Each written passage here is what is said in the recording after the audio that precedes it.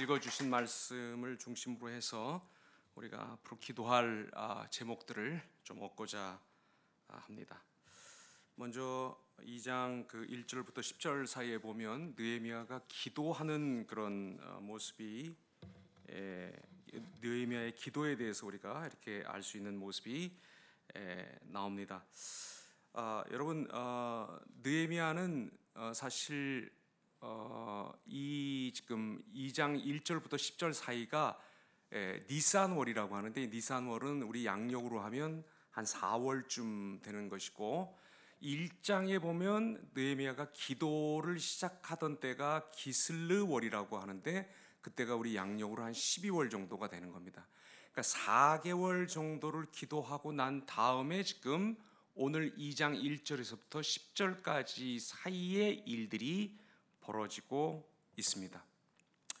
느헤미야가 자기 그 나라와 결의를 위해서 기도했다고 하는 말을 평범하게 들으시면 안 됩니다. 왜냐하면 이게 어려운데 기도를 했다 이런 뜻이라기보다는 사실은 느헤미야는 조금 어떻게 말하면 기도할 필요가 없던 사람입니다. 왜냐하면 느헤미야는 유다가 바빌로니아에 망해서 끌려오고 그 포로들이 끌려오고 난 다음 세대의 사람입니다.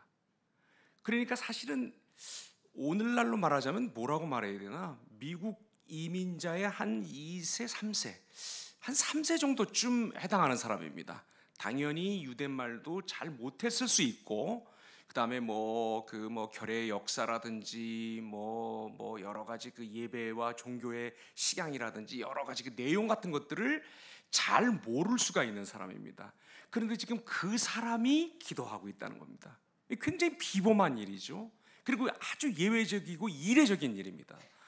더 한 가지 놀라운 사실은 느헤미야가 지금 뭐를 하고 있는 사람이냐면 왕에게 포도주를 갖다가 바치는 사람입니다. 왕한테 포도주를 갖다 바치는 게 뭐가 그렇게 대단하다고 하고 생각하실 수 있습니다만, 이 당시에 왕에게 포도주를 갖다 바치는 사람은 어떤 사람이냐면 한국말로 하면 기민아인 정도인데 그건 너무 약하고요. 보통 이 시대 페르시아에서 이렇게 왕이 드시는 수라, 그 왕의 그 식사를 맡아서 여기에 독이 있는지 없는지를 감찰하는 사람들은 보통 왕의 독살 시도가 쿠데타하고 연결이 되어 있기 때문에 보통은 병권들을 가지고 있었습니다. 그러니까 무슨 상간마마 납시오 이런 사람이 아니라는 얘기예요. 굉장한 권력자입니다. 이 친위대, 근위대와 이 왕궁 주변에 있는 군대들을 움직일 수 있을 정도의 큰 권한을 가지고 있는 사람이라는 거예요. 이 사람이 4개월 동안 기도하고 있다는 것입니다. 무엇을 위해서? 암담하게 된 조국 이스라엘과 특별히 예루살렘에 무너진 성벽과 그 성벽 안에서 주변의 잡족들로부터 인간 취급을 당하지 못하고 인간 취급도 못 당하고 살아가고 있는, 비참하게 살아가고 있는 한때 하나님의 언약을 가졌던 자기 백성을 위해서 4개월 동안이나 지금 그 소식을 기슬르월에 유다를 갔다 온 사람의 이야기를 듣고 4개월 동안이나 기도하고 나서 지금 오늘 2장 1절부터 10절의 일이 벌어진다는 것입니다. 제가 어렸을 때 어머니 이모님 손에 붙들려서 저기 우국기도원, 삼각산기도원 이런 데를 많이 다녔습니다.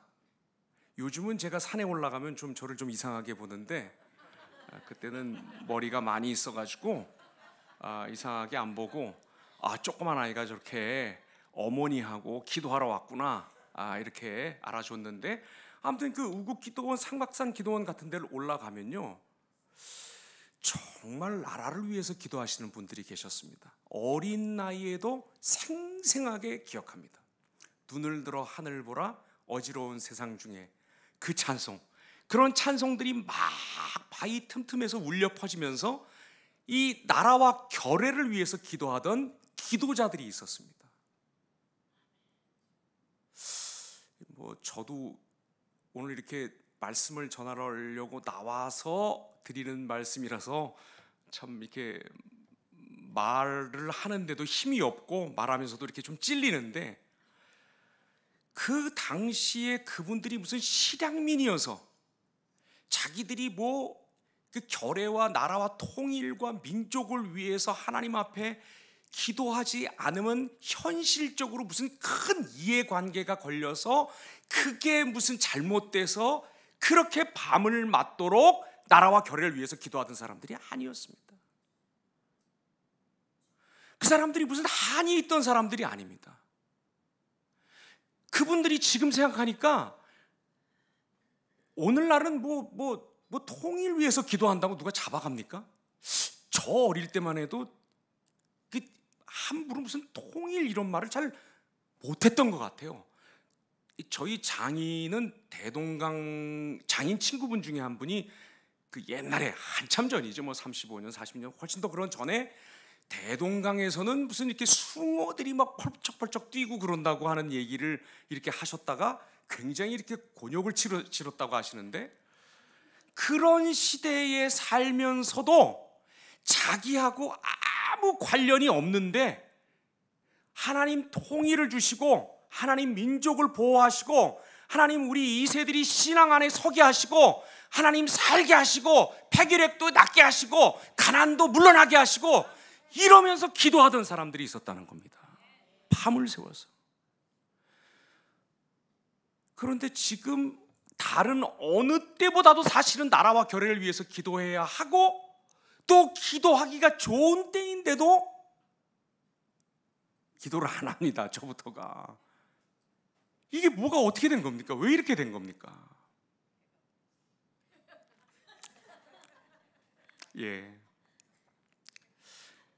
다시 한번 이때의 느헤미야를 생각해야 되겠습니다.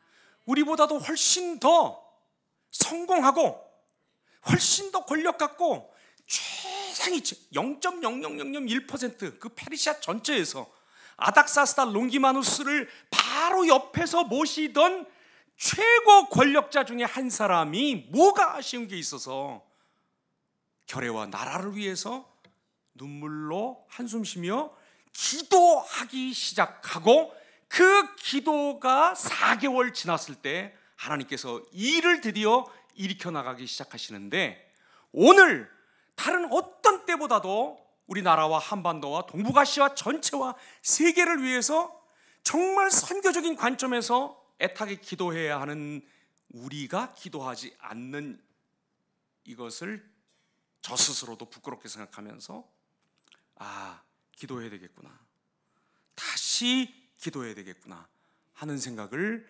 절박하게 하게 됩니다. 여러분, 하나님께서는 항상 어떤 일들을 일으키실 때, 그러나 언제나 보면 각성한 소수들을 부르십니다. 그리고 창조적인 소수들을 그 안에서 불러내시고 그 아주 작은 자들의 움직임을 통해서 심지어 문명의 방향도 바꾸시고 역사의 흐름을 바꾸시고 왕조들을 패하기도 하시고 왕들을 일으켜 세우기도 하시며 모든 전란과 밀란과 많은 위기들을, 경제적인 위기들을 해결하십니다. 금세기 들어서도, 지난 특별히 20세기에도 우리가 이런 것들을 이렇게 일하시는 하나님의 모습을 많이 보았습니다. 우리 이 느슨해진 무릎과 안일해진 우리의 기도하는 허리를 다시 고추 세우고 무릎 꿇고 두 손 모아서 하나님 민족을 살려주시고 이 민족 가운데 하나님을 숭앙하고 하나님 받들고 하나님 우러르고 하나님의 말씀을 좇아서 신령하고 실력 있게 살아가려고 하는 그런 영성 있는 사람들이 나오게 하옵소서 하고 기도하는 우리가 되기를 바랍니다. 그렇게 기도할 때 하나님께서 우리 민족을 통해서 이 동북아시아, 나가서 전 아시아와 전 세계의 역사의 그 수레바퀴의 방향을 바꿔 주실 줄로 믿습니다. 두 번째로 이 느헤미야 2장 1절에서부터 10절을 보면 하나는 느헤미야가 기도했다는 얘기가 나오고, 두 번째는 느헤미야가 기지를 발휘하는 모습을 볼 수가 있습니다. 여기 그 2장 그 1절에 보면 기도할 필요가 없었던 페르시아의 최고 권력자가 자기 민족을, 그것도 망한 민족을 위해서 기도했다고 하는 것만큼이나 놀라운 말씀이 나오는데 뭐냐면 2절의 후반절입니다. 내가 그 포도주를 왕에게 드렸는데 이전에는 내가 왕 앞에서 수심이 없더니 하는 말씀입니다. 이 말씀은 사실은 굉장히 끔찍한 말씀입니다. 왜냐하면 아무리 느헤미야가 병권조차를 가지고 있는 고위직 관료였다고 하지만, 왕의 측근 중에 측근이었다고 하지만, 페르시아의 왕실의 법도에서는 왕 앞에 나오는 신하가 이렇게 수심을 띄고 나올 수가 없는 것입니다. 이건 반역입니다. 이건 왕이 신하의 안부를 묻는다? 야, 너 얼굴이 왜 그러니? 체했니? 급체했니? 아니면 뭐 배가 아프니? 집에 무슨 일이 있니? 이거 반역입니다. 여러분, 혹시 청왕조 때 이 청나라 황제들 앞에서는 이 신하가 심지어 자기 이름이 불려도 황제 앞에서는 고개를 들 수가 없었습니다. 황제 앞에서 고개를, 자기 이름이 불리니까 뭐 자기한테 무슨 상을 하사하시려나 보다 하고 고개를 든 신하에게 청황제 중 하나가 이렇게 말하는 걸 제가 들었는데, 중국 사람으로부터 저놈의 머리가 무거운 모양이다. 저 머리를 몸에서 떼어줘라. 그러면 그 자리에서 참수입니다. 이게 전제 군주입니다. 아니 300 몇십 년 전에 살았던 청황제도 그런 권세를 누렸는데, 이 사람은 죽으라 그러면 죽어야 되는 사람인데 신하가 감히 근심을 띠고 왕 앞에 나타나서 왕의 근심을 산다? 있을 수가 없는 일입니다. 그런데 여기 지금 4개월 기도한 느헤미야가 말하는 이 말의 재치를 한번 보시기 바랍니다. 뭐라고 대답합니까? 먼저 왕한테 왕 만세! 이렇게 얘기합니다. 아니 그래야 저 녀석이 무슨 나한테 무슨 역심이 있어서 저게 지금 무슨 속으로 딴 생각을 하기 때문에 내가 먹는 음식에 누가 독을 탔나 안 탔나 보라고 하니까 혹시 저게 독을 타서 내가 독을 먹을까 그것 때문에 저러나 하는 그런 일체의 의심을 갖지 않도록 왕 앞에서 만세를 부릅니다. 왕이여 만세, 저는 왕의 충신입니다, 신하입니다 하고 얼른 표현을 하죠. 그리고 뭐라고 그 뒤에 얘기를 합니까? 사실 지금 이 수심의 근본은 무엇입니까? 원인은 예루살렘 성벽이 무너지고 그 안에 사는 하나님 백성의 형편이 이게 짐승꼴이라고 하는 것을 듣고 크게 근심이 되었던 것이죠. 그런데 말할 때는 어떻게 말을 합니까? 뭐라고 애둘러서 말을 합니까? 조상의 묘실이 있는 성읍의 형편 때문에 내가 근심합니다 하고 말합니다. 3절 같이 한번 읽어보겠습니다. 대답하되 왕은 만세수를 하옵소서. 내 조상들의 묘실이 있는 성읍이 이제까지 황폐하고 성문이 불탔사오니 내가 어찌 얼굴에 수심이 없사오리까 하니. 이게 무슨 재치인가? 페르시아 왕조의 사람들은, 특히 왕족과 귀족들은 자기 조상의 묘를 엄청나게 귀중하게 봤습니다. 보통 평민들은 풍장 같은 걸 합니다. 그러나 왕실의 묘는 거의 이집트 사람들이 피라미드를 세우는 것 같은 열심으로 자기 조상들의 묘를 굉장히 열심히 돌보던 사람들이 바로 페르시아 사람들이라는 것입니다. 여러분, 예루살렘이 어떤 곳입니까? 예루살렘이 자기 할아버지쯤 되는 왕이 가가지고 박살낸 도시입니다. 그래서 거기서 포로로 잡아다가 사람들 갖다 놓은 그 바벨로니아를 망하게 하고 일어난 왕조가 페르시아입니다. 어쨌거나 페르시아 사람들의 입장에서 보면, 그 왕들의 입장에서 보면 예루살렘이라고 하는 말을 딱 들으면 어떤 말이 떠오릅니까? 반역자들. 이거 우리 정권과 우리 국권에 항거했던 나쁜 반역자 놈들, 이 생각이 딱 듭니다. 그러니까 얼굴에 수심까지 있는데 걷다가 예루살렘이라고 얘기하면 자기는 반역자가 되는 것입니다. 그러니까 말을 빨리 아주 재치 있게, 기지 있게 말하는 겁니다. 왕이요, 제가 충신인데 제 조상들의 묘가 있는 성이 이렇게 불타고 무너져서 제 조상들의 묘가 아주 형편없게 되었습니다.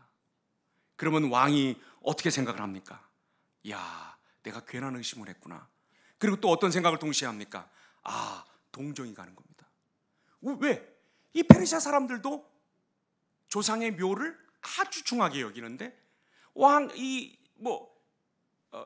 예루살렘 성벽이 지금 무너졌습니다. 우리 지금 동족들이 지금 고생을 하고 있습니다. 이렇게 얘기하면 얘는 그런 애가 아니라고 봤는데 지금 이거 다 한통 속이었구나. 이게 지금 역심을 품고 있나? 이게 지금 뭘 하려고 이러는 거나? 이렇게 생각을 했을 텐데 그 생각이 완전히 잠들도록, 완전히 동정심이 오히려 일어날 정도로, 아, 그렇구나, 저렇게 조상의 묘실이 저렇다면 좀 미안한걸? 나라도 뭔가 도와줄 일이 없나? 하는 생각이 들 정도로 굉장히 기지를 발휘해서 대답하고 있다는 것입니다. 이런 느헤미야의 태도에서 우리가 무엇을 배워야 할까요? 저는 오늘 좀 야단 맞을 각오하고 여기 나왔는데, 나라와 결의를 위해서 기도한 우리가 그 기도를 마친 이후에 한 행동들 때문에 어떤 사람들이 나라와 결의를 위해서 기도했다는 우리의 생활의 모습을 보고, 아까 우리 찬양 드린 것처럼 말이 아니라 우리의 생활이 전도지인데, 기도한다는, 깨어있다는, 깨어서 기도한다는 우리를 보고 사람들이 생각하기를, 아, 매력이 없다. 아, 저 사람들은 무슨 분파 운동을 하는 거구나. 아, 저 사람들은 어떤 정권에 혹은 어떤 정치 운동에, 어떤 정당의 한 부속품인가 보다. 그거를 지지하는 사람들인가 보다. 이렇게 생각하면 나라와 결의를 위해서 기도해야 할 이때에, 기도하기 좋은 이때에, 아니 기도해야 하는 이때에 오히려 기도했다는 우리의 지혜 없음 때문에, 우리가 지혜 없게 생각하고 우리가 지혜 없이 행동하고 지혜 없이 함부로 말하는 것 때문에 오히려 기도하고 싶은 사람들의 기도를 막지 않았는가 하는 걸 한번 반성해 봐야 된다는 것입니다. 이런 말씀 드리면 싫죠? 아까는 막 아멘 막 하시던데 지금은 벌써 좀 싫어하는, 왜 저러지? 약간. 감사합니다. 맞습니다. 이거 생각해야 됩니다. 우리가 기도했다고 하고 좌로 우로 막 치우치면 안 됩니다. 나라와 결의를 위해서 기도는 했는데 지혜 없는 기도자들이 너무나 많이 있습니다. 기도하고 나서 그 기도의 은혜를 다 쏟아버리고 도리어 오해를 사고 시기를 사고 의심을 삽니다. 기도했으면, 통일과 구국을 위해서 기도했으면 좀 기다릴 줄 알아야 되는데 내 경험과 내 견해와 내 기분에 못 이겨가지고 막 쫓아나가서 아무렇게나 막 이렇게 얘기하면 누가 우리를 보고 나라와 민족을 위해서 기도하고 싶겠습니까?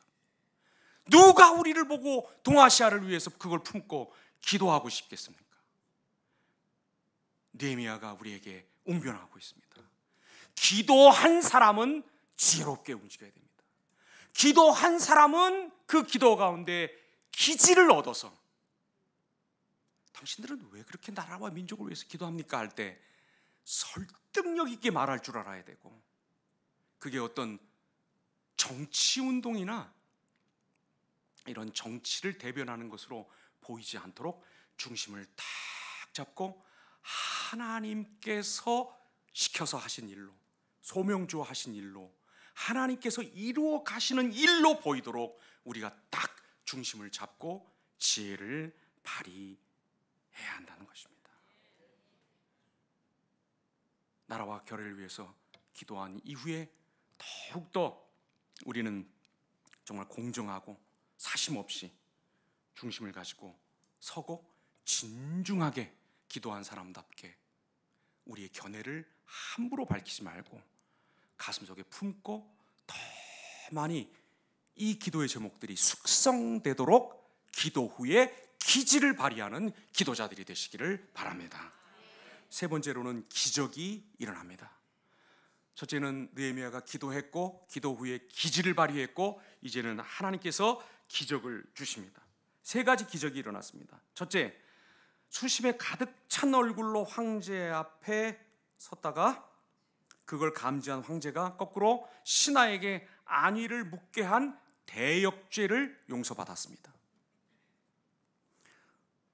진짜 이날 하나님께서 아닥사스다 롱기마누스의 마음을 바꿔주시고 그걸 좋게 보게 하시지 않았다면 그야말로 느헤미야도 몸과 머리가 분리됐을 것입니다. 두 번째로는 어떤 기적이 일어나냐면 드디어 조상들의 묘실이 있는 성읍 예루살렘에 다녀오도록 특별 휴가를 황제로부터 직접 받습니다.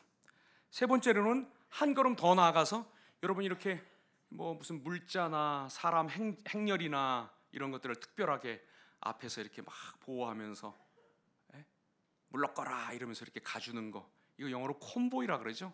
이렇게 딱 특별 수행단까지 붙여가지고 그리고 성에 실제적으로 보수에 들어갈 목재까지를 황제로부터 아닥사스다로부터 제공을 받습니다.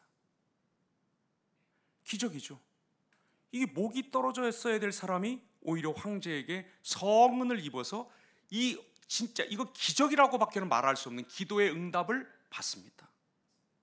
자, 도대체 느헤미야의 기도는 어떤 기도였길래 하나님께서 응답을 하셨을까요? 물론 애절한 기도를 드렸을 것이고 강청 기도를 드렸을 것이고 4개월 동안이나 쉬지 않고 기도하는 그런 끈질긴 기도를 드렸습니다.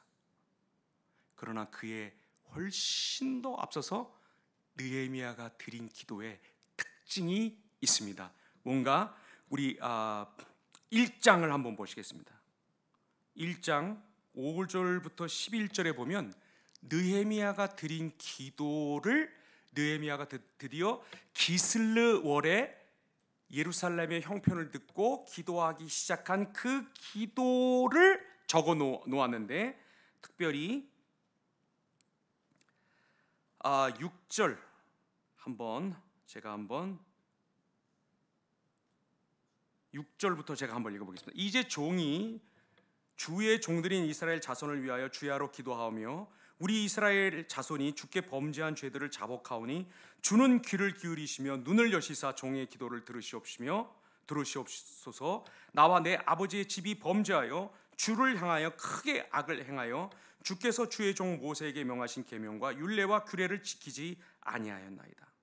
그리고 8절 띄어서 옛적에 주께서 주의 종 모세에게 명령하여 이르시되 만일 너희가 범죄하면 내가 너희를 여러 나라 가운데 흩을 것이요 9절 만일 내게로 돌아와 내 계명을 지켜 행하면 너희 쫓긴 자가 하늘 끝에 있을지라도 내가 거기서부터 그들을 모아 내 이름을 두려고 택한 곳에 돌아오게 하리라 하신 말씀을 이제 청하건대 기억하옵소서 그랬습니다. 이 두 가지 특징이 있습니다. 느헤미야의 기도에 첫째, 여기 보면 6절에 나와 내 아버지의 집이 범죄였다고 얘기합니다. 근데 이 말의 순서를 우리가 잘 봐야 됩니다. 아버지의 집이 하면서 슬쩍 자기를 걷다 넣어서 그냥 두루뭉술하게 넘어가지 않습니다. 누가 범죄했다는 겁니까? 내가 범죄했습니다. 내 탓입니다. 내 탓입니다. 내 큰 탓입니다. 이렇게 지금 느헤미야가 고백하고 있습니다. 그리고 또 이 기도는 어떤 기도입니까? 그냥 무조건 강청하는 기도입니까? 오래 한 기도입니까? 연속적으로 한 기도입니까? 쉬지 않고 한 기도입니까? 아닙니다. 훨씬 더 이 기도에 중요한 요소가 있습니다. 무엇입니까? 하나님의 언약을 기억한 기도입니다. 하나님의 성품에 맞게 기도한 기도를 하고 있습니다. 우리가 담임 목사님, 우리 모두가 그 사랑의 교회 교인들은 아니시죠? 예, 저희 그 오정현 담임 목사님이 지난주, 특히 지지난주에 설교하실 때 이런 그 솔로몬의 봉헌에 관해서 설교를 하셨는데, 그 봉헌할 때 그 기도를 보면 벌써 솔로몬도 이렇게 기도합니다. 하나님, 우리가 하나님을 거역해서 하나님께서 우리를 흩으시면, 그런데 우리가 회개해서 하나님 앞으로 돌아오면 주님, 이 땅으로 다시 돌아오게 하시고 이 성읍에서 하나님을 예배하는 일이 있게 하여 주옵소서 하고 기도합니다. 지금 느헤미야는 그냥 간절한 게 아닙니다. 그냥 열성으로 기도하는 게 아닙니다. 하나님의 뜻이라고 믿고 기도하고 있습니다. 이게 언약이기 때문에 하나님 지키셔야 합니다. 우리도 회개하겠지만 회개한 우리를 주께서 다시 우리 고국으로 돌려보내셔야 합니다. 이렇게 하심이 하나님의 성품과 약속에 맞습니다 하고 드디어 강청하고 있는 것입니다. 여러분, 우리가 왜 나라와 민족을 위해서 기도해야 될까요? 왜 한반도를 위해서 기도합니까? 왜 북한을 위해서 기도합니까? 왜 세계를 위해서 기도하나요? 여러분 다 실향민이세요? 혹시 통일되면 북한에 미리 투자해 놓은 거 있으십니까? 있으시면 제게도 좀 나눠주십시오. 뭡니까? 그거 발판으로 해서 무슨 정계에 진출하시고 싶으십니까? 아니죠. 우리 왜 기도합니까? 열방과 민족들을 향한 하나님의 뜻을 알기 때문에 그렇습니다. 이 뜻이 어제 오늘에 나타난 것이 아니라는 걸 알기 때문에 그렇습니다. 이게 언제 나타났습니까? 세계를 향한 하나님의 뜻이 언제 나타났습니까? 창조하시고 이렇게 말씀하시지 않았습니까? 생육하고 번성하고 충만하고 다스리라고 말씀하지 않으셨습니까? 하나님의 뜻 가운데 완전한 조화와 하모니를 이루어서 영원히 하나님 앞에서 번창하고 번영하고 함께 살고 모이고 예배하고 또다시 흩어지고, 이게 하나님의 뜻으로 이미 창조 때부터 드러나지 않았습니까? 열방과 세계를 향한, 땅끝을 향한 하나님의 뜻은 이미 나타났습니다. 우리는 그걸 알고 있습니다. 따라서 우리가 기도할 때, 민족을 위해서 기도할 때, 나라를 위해서 기도할 때 무엇보다도 내가 그냥 기도해야 되겠다라고 생각하니까, 내가 어느 날 그렇게 느껴서 그렇게 하는 게 좀 멋있어 보이니까, 또 몇십 년 동안 내 기도만 했으니까 이제 좀 지겨워서 좀 다른 기도를 하려고가 아니고, 이게 나라들을 위해서 기도하는 것이, 민족들을 위해서 기도하는 것이 하나님의 창조의 중요한 뜻의 일부더라. 이게 처음부터 이게 있었더라 하는 것을 붙들고 기도해야 할 것입니다. 그럴 때 우리의 기도가 하나님 앞에서 더 뜨거워지고, 왜?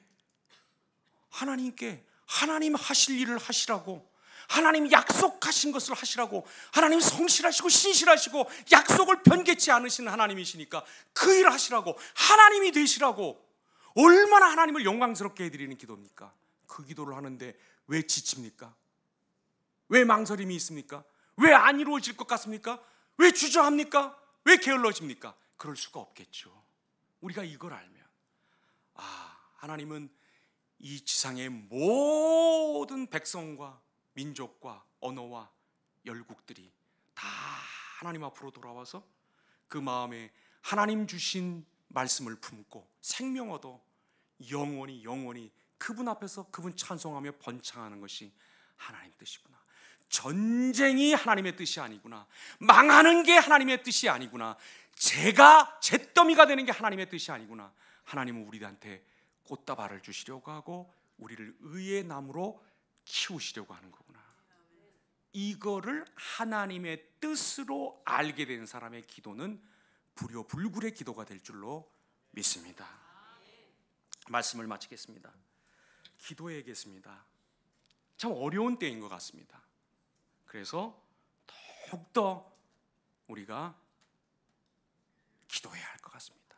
느헤미야처럼 자기가 그 일의 당사자가 아님에도 나서서 기도했던 그 느헤미야를 본받아서 우리도 더욱더 그야말로 우리 피부에 닿는 이야기가 아닐지라도, 나 먹고 사는 급한 문제가 아닐지라도 나라와 교회를 위해서 기도하는 사람들이 되어야겠습니다. 그리고 기도하고 나서는 지혜로워야 됩니다. 기지를 발휘해야 됩니다. 참 저 나라를 위해서 통일 구국 주빌리 기도하시는 분들 정말 슬기로운 분들이다 하는 말을 듣도록 언약 가운데서 기다리며 하나님을 바라며 기도를 마친 사람답게 좀 품위를 가지고, 기도했다고 막 여기저기 쫓아다니면서 막 사람들 이렇게 옆구리 찔러가지고 막 그러지 말고, 정말 기도한 사람답게, 나라를 위해서 기도한 사람답게 그렇게 좀 자세를 가지고 살아나가는 우리가 되기를 바랍니다. 마지막으로 다시 한번 이 기도가, 오늘 우리가 이제 기도 제목들을 걸고 드릴 이 기도가 그냥 괜히 사람이 멋져 보이라고 만든 기도 제목들이 아니라는 거, 이게 하나님의 심중에서 나온 기도라고 하는 거, 하나님이 이렇게 기도하는 자들을 기뻐하시고 찾으신다는 거, 이 확신을 가지고 때가 이르면 반드시 주께서 이 창조에 포함된 자기의 의지를 이 땅의 역사 안에 펼치실 것이다. 민족 안에 펼치실 것이다. 한반도 안에 펼치실 것이다. 평화가 절박하게 필요한 이 동북아에 하나님의 샬롬이 펼쳐질 것이다 하는 이런 확신을 갖고 기도하는 우리가 되기를 바랍니다. 잠깐 기도하겠습니다. 좋으신 하나님, 다시 한번 우리의 마음속에 뜨거운 기도의 불을 던져주셔서 느헤미야를 통해서 본 이 모범처럼 한 번 더 기도의 자리로 나오고 한 번 더 기도의 손을 모으며 기도의 낙타 무릎을 다시 한번 꿇을 수 있는 저희가 되도록 하나님, 우리를 불쌍히 여겨 주시옵소서. 우리의 믿음의 선조들, 조상들, 선배들, 자기와 아무 관련 없는, 먹고 살고 자식들 키우는데 아무 상관없는 일이었지만 민족의 통일을 위해서 기도하고 안위를 위해서 기도하고 사회의 건강을 위해서 기도했는데, 그런 DNA를 받은 한국교회가 참 많이 나약해지고 저희들부터가 나태해졌습니다. 하나님, 뜨겁게 기슬를월에 시작해서 니산월까지 기도한 느헤미야처럼 우리도 그렇게 기도할 수 있도록 도와주시옵소서. 하나님, 기도한 우리가 말이 너무 많았습니다. 그동안 용서하여 주시옵소서. 정말 하늘의 하나님께 기도했으면 이제 땅에 있는 우리는 입을 다물고 하나님의 이 역사의 쇠바퀴가 어떻게 굴러가는지 신중하고 진중하고 진정성 있는 마음으로 바라보는 우리가 되게 하여 주시기를 간절히 원합니다. 아버지 하나님, 우리의 나라와 민족을 위한 기도가, 나라들을 위한, 언어들을 위한 이 기도가, 땅끝을 위한 기도가 시간 남아서 드리는 기도가 아니라, 멋있어 보이려고 드리는 기도가 아니라, 하나님께서 이 세상을 지으실 때 애초에 하나님의 창조의 계획과 의도에 포함되어 있는 그런 기도임을 깨닫습니다. 따라서 우리가 형편과 처지와 환경에 되어가는 일에 주눅들지 않고 이 기도를 계속 끈질기게 할 것을 이 시간 다시 한번 마음에 다짐합니다. 이 정신으로 이 기도의 제목들 붙들고 나가는 우리가 되게 하여 주시기를 간절히 원합니다. 예수님의 이름으로 기도드립니다. 아멘.